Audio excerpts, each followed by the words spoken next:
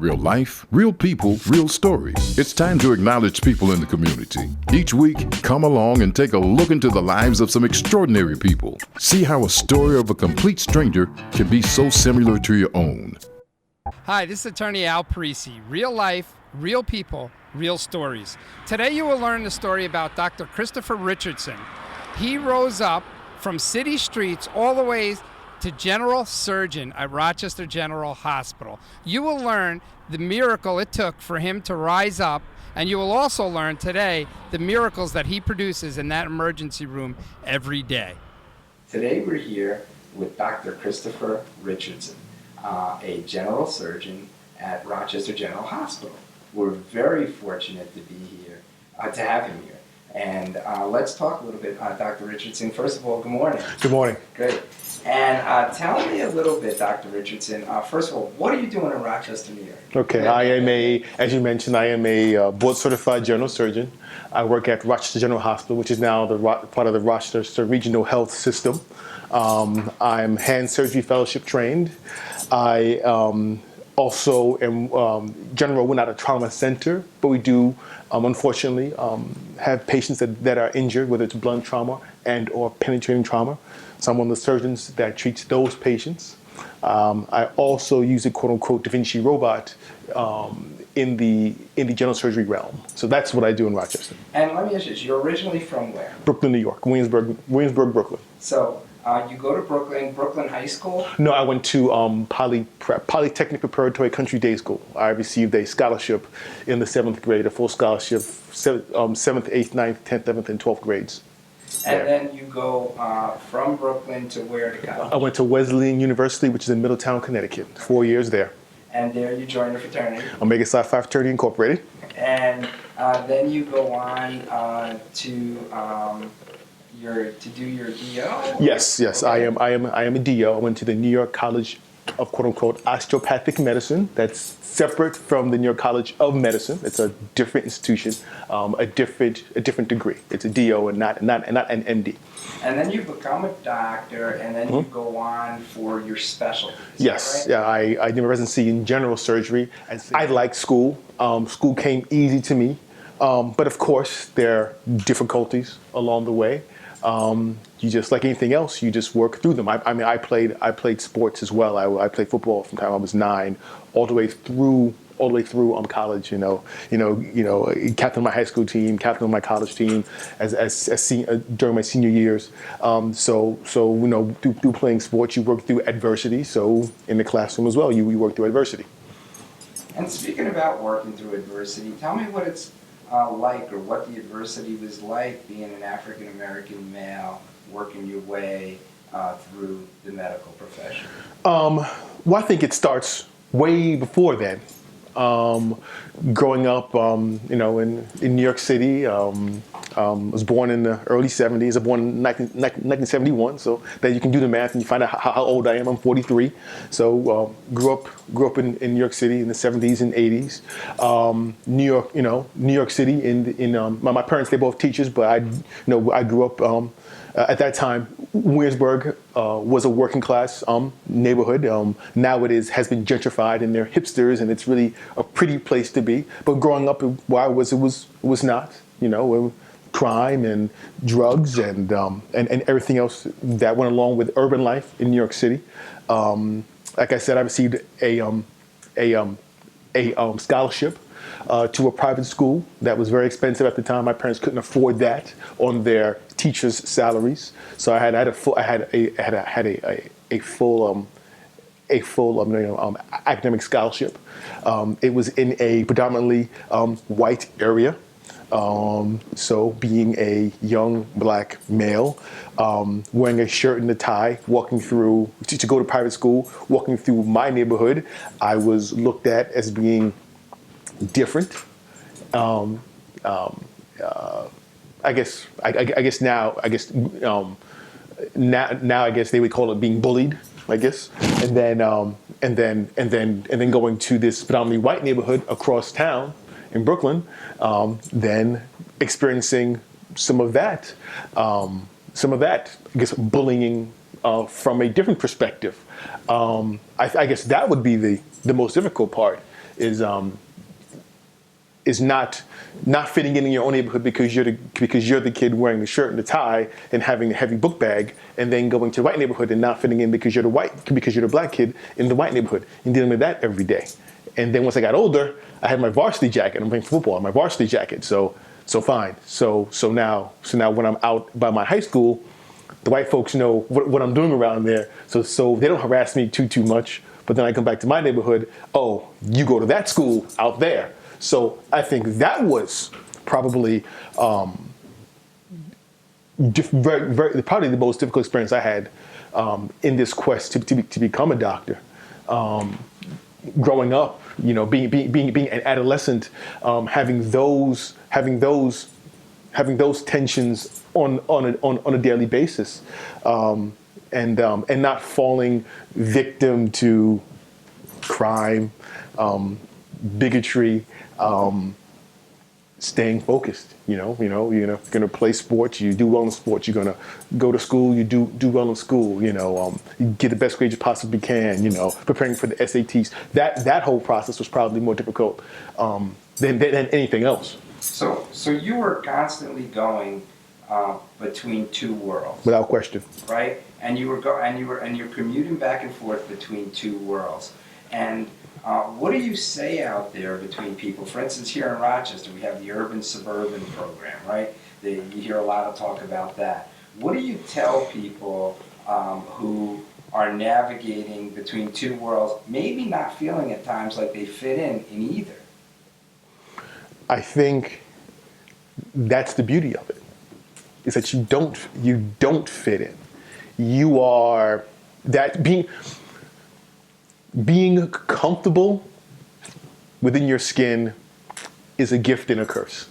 Yes, we all want to feel comfortable. We all want to feel loved. We all want to feel as if we belong. But I honestly feel that being a little uncomfortable is helpful as well, because being uncomfortable makes you work a little bit harder.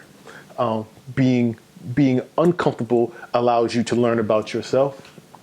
Being uncomfortable allows you to learn about others whom you would not ordinarily interact with. I've heard that some of the communities they are actually reluctant to allow some of the urban kids to come to their schools. What I will say to them is the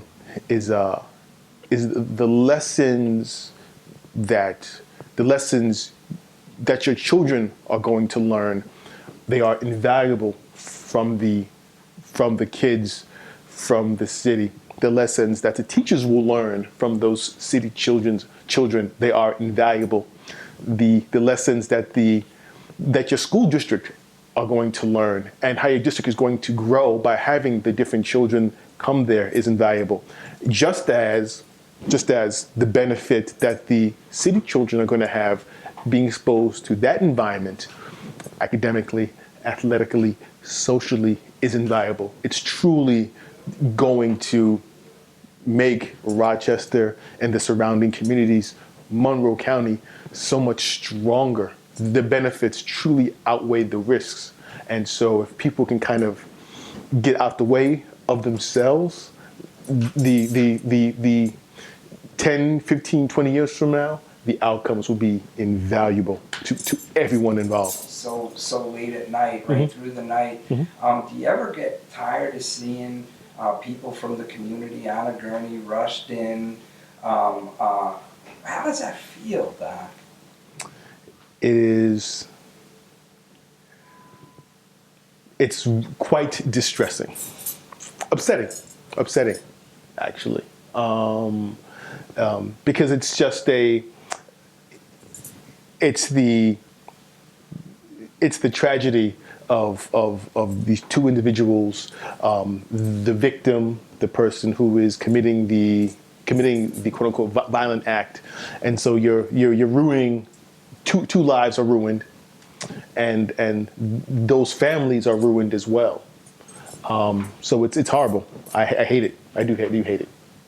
And what's it like coming out in your scrubs and having to talk to these families if either A, you're able to save their baby's life, or B, you're not. I think there's absolutely nothing worse than having to tell a victim's family, especially their mother, that their child is critically injured and or has passed away. There's probably, or there's nothing more we can do for them. We have to make some end of life decisions. There's nothing worse than that. And in the community here in Rochester, if you were, it's interesting, your life, the thing that I'm so impressed with is it took discipline. And it sounds to me like you got a lot of that discipline from what, your mom and your dad? Yes, and my mom and my dad and my coaches would say. And tell me this though, you're a Rochester teen, you know, your dad's not in the picture, your mom's, you know, working her heart out and, you know, literally working most of the time. What's kind of your thing about where they can pull that discipline from?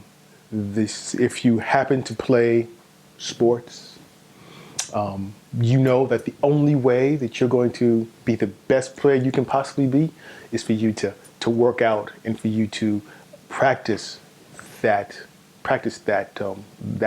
sport. If you are a quote unquote aspiring artist, you know the only way that you become good at your craft is by writing or by singing or by dancing or by rhyming, DJing. It's the only way you become good at that is by doing it over and over and over again. The same thing comes with your schoolwork. The only, you know, I was an athlete. I played football throughout from I was 9 all the way through college and loved it. But very, very few of us are going to become professional athletes.